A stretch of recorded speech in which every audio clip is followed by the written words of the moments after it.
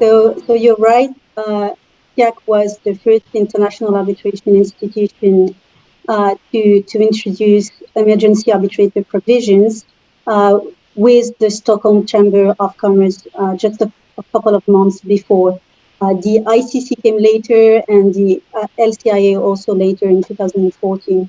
So SIAC was, and I think still is, really at the front line for emergency procedure in international arbitration. And as of 2020, SIAC has accepted 114 emergency arbitrator applications, so quite a substantial number.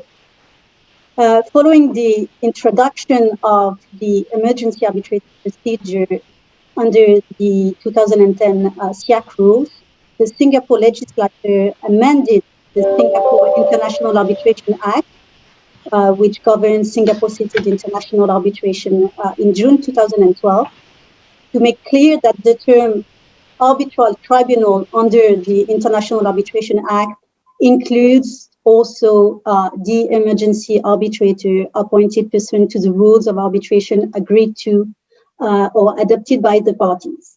So it follows that all the provisions under this act relating to an arbitral tribunal's power to make orders or directions, including precisely ordering interim relief and the enforceability of said orders or directions in Singapore apply to emergency arbitrators. So this has arguably led to a high rate of voluntary compliance with emergency awards, because it leaves no doubt as to the nature of the order issued by the emergency arbitrators. Now, in 2016, to address users' concerns and demand for faster emergency relief, the SIAC rules were amended such that the emergency arbitrator must be appointed within 1 calendar day, as opposed to 1 business day in the past. And the SIAC rule 2016 also now requires the emergency arbitrator to issue an interim order or award within 14 days of his or her appointment, while there was no such deadline before.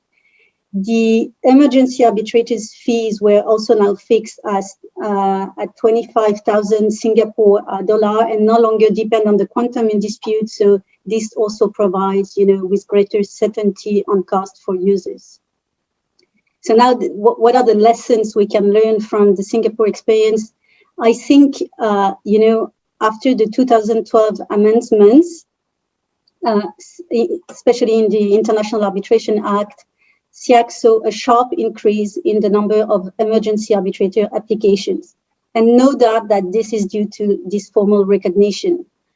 This also makes sense as 79% of respondents to the 2015 Queen Mary Whiting Case International Arbitration Survey considered the enforceability of the emergency arbitrator decision to be the most important factor influencing the decision, that choice between recourse to state courts and the emergency arbitrator. And the move towards faster emergency arbitrator proceedings in the 2016 SIAC rule can also be seen as a response to users' demand for faster and more certain timelines regarding this type of proceedings. So, and finally, I think there is also now a practice and an expertise in emergency arbitration in Singapore, which also contributes to make Singapore, so successful as a place of arbitration.